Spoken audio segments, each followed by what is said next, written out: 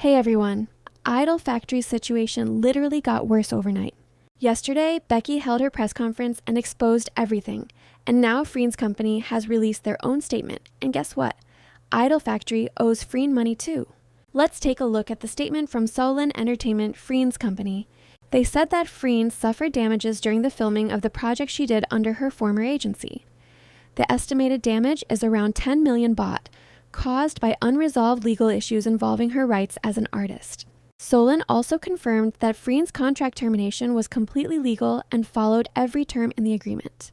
Right now, their legal team is taking action through every possible channel, gathering evidence and officially petitioning the court to move forward with the case. They also stated that to follow legal procedure, they won't be giving interviews or commenting further until everything is resolved. And finally, they thanked everyone for their interest and said they remain committed to working with full transparency and integrity. Just yesterday, I talked about Becky's press conference with her lawyers, where she exposed Idol Factory for unpaid fees. She specifically mentioned 20 million baht, which is the amount publicly reported, but even that might not be the full total. They can't disclose the exact number for legal reasons. Becky has now given Idol Factory a deadline, fix everything by the end of December, basically 1 month, otherwise she's taking them to court. On top of that, Idol Factory is now blocking Becky from filming her new project 4 Elements. Now, somebody commented under my previous video saying Idol Factory has every right to stop Becky from working because she ended her contract before it expired. And listen, I don't know Thai contract law, but from what I've seen reading Becky's lawyer explanations, here's the situation. 4 Elements was originally under her Idol Factory contract, the one she ended. When her departure was officially announced back in October, both in Idol Factory's statement and again in Becky's press conference, they said that she and the company mutually agreed to finish all pending projects together. We know the pending projects were 4 Elements and Cranium.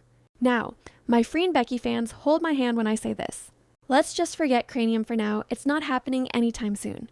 Honestly, we don't even know if it's ever happening at all. As for 4 Elements, I said this before. The project is now under 9-Star Entertainment, the same team behind Poison Is Love.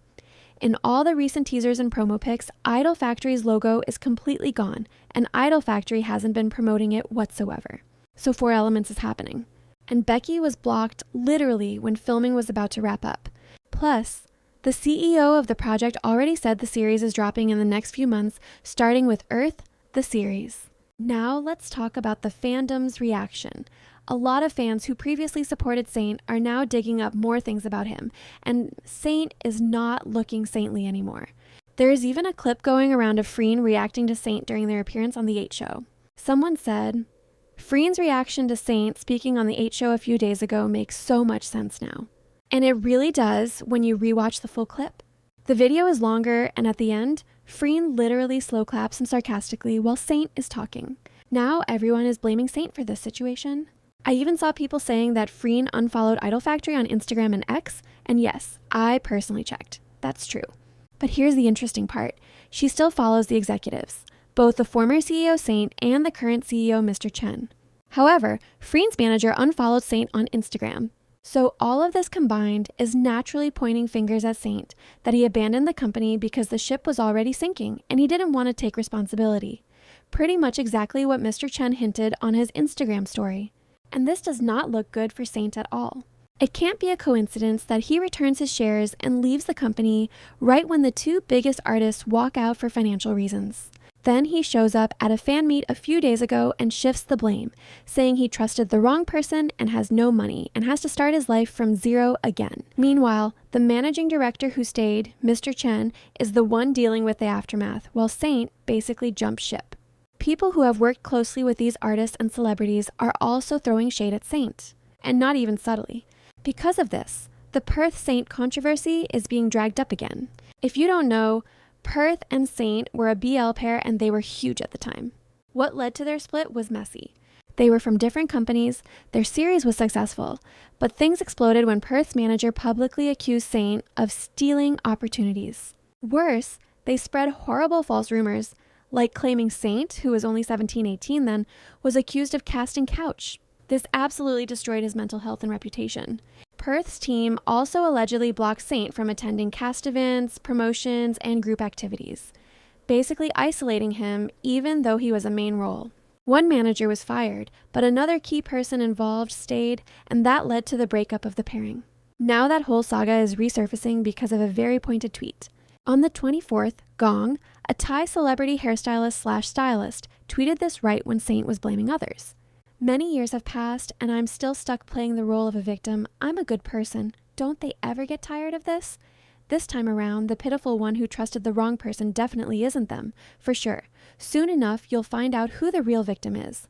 This is very clearly aimed at Saint because he's the one who recently said he trusted the wrong person. So, yeah, the whole thing is escalating fast. I read on Reddit that Perth actually retweeted Gong's tweet and then quickly unretweeted it, which speaks volumes. That's how people even discovered Gong's original tweet in the first place. And mind you, this happened right after Saint's fan meet where he said he trusted the wrong people. And then today, Gong doubled down again. He tweeted, "Ask what it has to do with this. Nothing at all, but as soon as I saw it, deja vu hit me hard. The substance got twisted, telling stories to people in a way that paints the clearest pictures ever, but it hurts the coworkers. This time around, we knew from the start who the pitiful one was. How did we keep going with all that stuff piling up?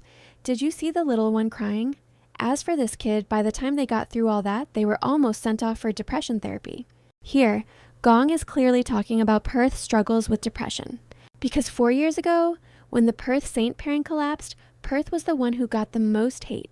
He switched companies, tried to rebuild with a new pairing, but the damage was already done. It's similar to what we're seeing now with Yoko and Phi. And these patterns came up again in Saint's later pairing with Z, to the point where Z had to go on hiatus and even considered quitting BL altogether. So naturally, fans are looking at all of this and going, is this a pattern? Why is Saint always the victim in every situation? And why does it seem like he leaves everyone behind when things start to fall apart? And if Freen and Becky weren't being paid, imagine the other actors, actresses, and staff who haven't even spoken up yet. So many people left Idol Factory within the last year, and right now, Idol Factory only has one official GL pairing left, Faye May. The whole ecosystem is shaking. Fans are also dragging Saint for what they call poor investment choices. I saw comments that said, so Saint took artists' money, made bad decisions, invested in his own BL show and ship, didn't pay Freen Becky, the show flopped, the company is now in debt, so he resigned, gave his shares back, and acted like the victim. And let's not forget, the main issue that pushed Freen and Becky to leave in the first place was literally not being paid their hard-earned money. There was also a rumor spreading about Saint spending 50 million baht on a buffalo for a film shoot. That isn't true. It's apparently exaggeration. But Thailand does have this quirky cultural obsession with giant prize-winning buffaloes used in festivals, breeding, and films. They're symbols of rural heritage and can genuinely sell for absurd prices. But 50 million baht? Yeah, no.